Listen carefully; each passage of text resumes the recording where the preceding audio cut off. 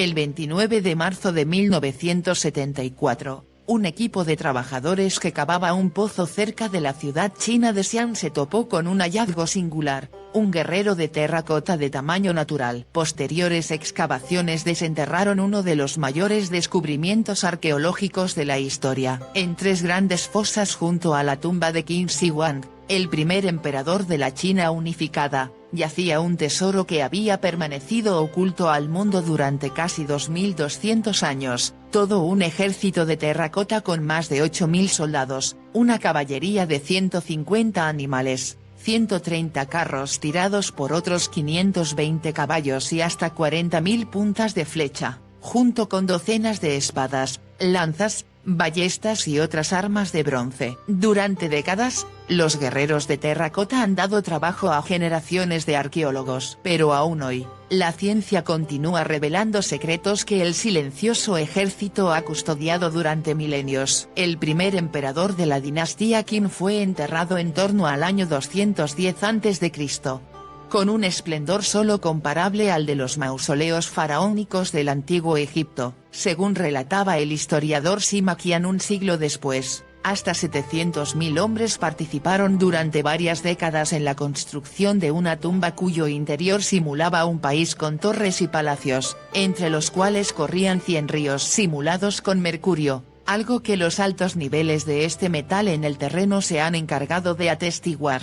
Sin embargo, ni siquiera las referencias históricas permitieron anticipar el descubrimiento del mayor y más grandioso conjunto de figuras de cerámica jamás conocido. Según revelaron los análisis, los guerreros fueron fabricados por piezas separadas que después se unían. Se utilizaron 10 moldes distintos para las caras, las cuales después se personalizaban añadiéndoles detalles de arcilla para que cada rostro fuera diferente a los demás. Las figuras se esmaltaban y se pintaban con pigmentos de distintos colores, hoy casi desaparecidos, para conseguir un acabado final de un sorprendente realismo.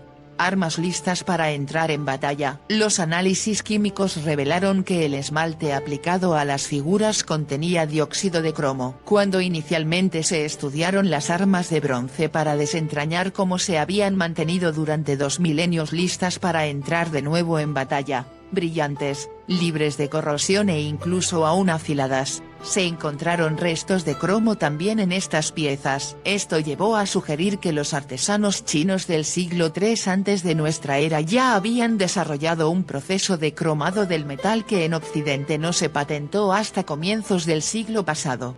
En los últimos años, los misterios de las armas de Xi'an han comenzado a conocerse en detalle gracias a un proyecto de investigación multidisciplinar coordinado por el University College London y el Museo del Ejército de Terracota en Xi'an, bajo la dirección del arqueólogo español Marcos Martinón Torres, actualmente en la Universidad de Cambridge, Reino Unido. Los científicos aplican un amplio conjunto de métodos de análisis para conocer qué técnicas de fabricación emplearon los herreros chinos e incluso cómo organizaban sus equipos de trabajo.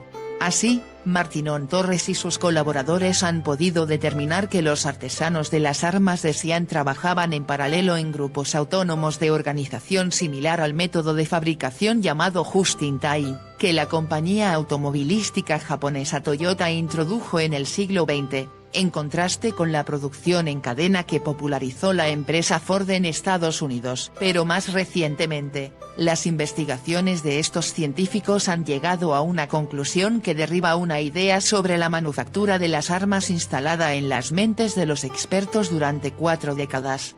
El suelo de Xi'an, un eficaz conservante. El equipo dirigido por Martinón Torres ha descubierto que las trazas de cromo halladas en las armas no son en realidad los restos de un proceso de cromado, sino una simple contaminación procedente del esmalte aplicado a las figuras y a los componentes de madera hoy desaparecidos. Encontraron un contenido sustancial de cromo en el esmalte, pero solo trazas en los pigmentos cercanos y en el suelo, posiblemente una contaminación. Los niveles más altos de cromo encontrados en el bronce siempre están en las partes de las armas directamente asociadas a los elementos orgánicos hoy destruidos, como las astas de las lanzas y los mangos de las espadas hechos de madera y bambú, que también habrían tenido una capa de esmalte. Claramente, El esmalte es la fuente inintencionada del cromo en los bronces, y no un antiguo tratamiento contra el óxido. En su lugar, y según explican los investigadores en su estudio, publicado en la revista Scientific Reports, el perfecto estado de conservación de las piezas de bronce no es el resultado de un acabado final destinado a evitar la corrosión, sino el producto de la composición del metal y las características del suelo de Xi'an, que actuaron como un conservante más eficaz que cualquier tratamiento químico. Así, la tierra moderadamente alcalina, de grano fino, escasamente aireada y con poca materia orgánica, junto con el alto contenido en estaño del bronce, se aliaron para preservar las armas en un perfecto estado de revista que ha resistido el transcurso de 22 siglos, mientras en el mundo se alzaban y caían imperios.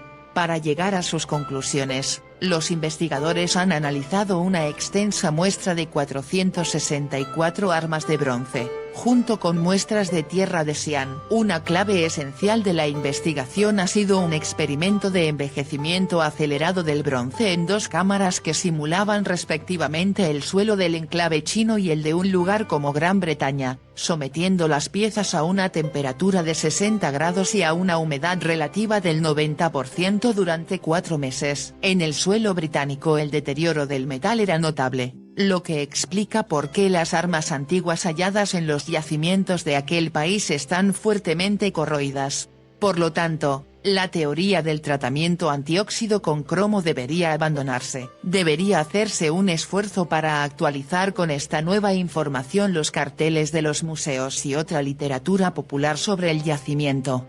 Sin embargo, todo ello no excluye que los herreros y artesanos chinos emplearan otras técnicas de conservación para asegurar que su legado perdurara a través de la existencia inmortal de su emperador. Según la coautora del estudio Xu Zhenli, aún es posible que la dinastía Qin desarrollara algún misterioso proceso tecnológico, y esto es algo que deberá seguir investigándose. El emperador comenzó las obras de su tumba. Quería que su tumba pareciera la copia exacta del universo conocido y confinó todas las maravillas del mundo. Reclutó a más de 700.000 soldados de todo el país para la construcción de lo que sería la morada eterna más espléndida de todos los tiempos, el mausoleo del emperador Qin Shi Huangdi. El techo de la cámara funeraria estaba hecho de bronce y estaba salpicado de gemas como un cielo estrellado. En el suelo había ríos de mercurio, que se hacían fluir mecánicamente, representando el río amarillo y el azul. Se dice que el emperador construyó los guerreros Xi'an porque creía que sus tropas aún lo protegerían en el más allá, pero si el emperador quería rodearse de guardias, ¿por qué ordenó rasgos tan relativamente amistosos en los rostros de sus mejores y más confiables guerreros? Hoy en día, muchos han intentado replicar a los guerreros de terracota, pero todos los proyectos fracasaron ya que es imposible, para nosotros hoy, igualar la perfección con la que se hicieron estas estatuas en el pasado lejano. ¿Qué técnica se utilizó para la construcción de este increíble y único ejército? Dejaron textos que hablan de los métodos utilizados para llegar a los guerreros de terracota, pero lo más importante, ¿cómo es posible que los pueblos antiguos lograran, hace miles de años, lo que nosotros hoy no podemos lograr? Arqueólogos e investigadores han quedado perplejos ante un trabajo tan magnífico, que no podemos replicar hoy.